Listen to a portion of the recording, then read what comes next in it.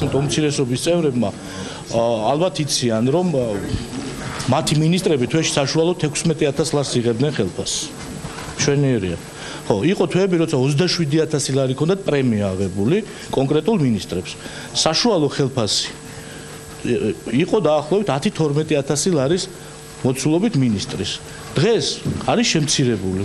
იმედია, რომ შედარება შეუძლიათ ციფრებს.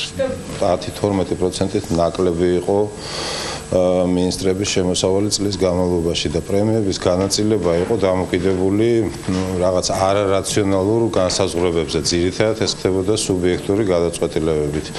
ეს გადაწყვეტილება მართალია უხერხული არის, როცა დაბალი ესეთი სოციალური ფონი არის ქვეყანაში ხელფასის აბსოლუტური მაჩვენებლების გაზრდა, მაგრამ რეალურად ეს არის 10%-ით შემცირება, რაც მისასალმებელია. თუ იმას გავითვალისწინებთ, როგორი ხელფასები ქონდა ჩვენ წინამორბედებს და პრემიებს იღებდნენ, ალბათ ეს სასაცილოც იქნება. უბრალოდ ის პასუხისმგებლობაზე აქვს ლაპარაკი, რაოდენ დიდი პასუხისმგებლობა აკისრებთ ეს მინისტრებს, ამიტომ აქედან გამომდინარე, რომ ეს გადაწყვეტილება აბსოლუტურად ლოგიკური უნდა იყოს. მე დავიწყე მუშაობა 2,800 ლარით ხელზე და რასაც დამემატა არ ვიცი რამდენი გამომდის 6,300 მინუს 2,800 რა არის არ ვიცი, მაგრამ რაც არის იმას გადაურიცხავ მე-200 სკოლას. ეს არის ძალიან კარგი სკოლა.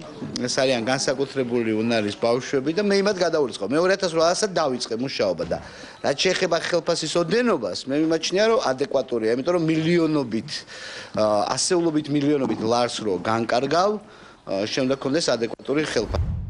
ჩემი ხელფასია 3,520 ლარი დარიცხვით, ამას აკლდება 20%. დანარჩენების ხელფასი სხვადასხვა სარგოს მიხედვით არის. ანუ ჩვენ მოსulis შემდეგ ერთხელ საახალწლოდ სამინისტროში გაიცა პრემია და მიიღო ყველა თანამშრომელი. თბილისის საკრებულო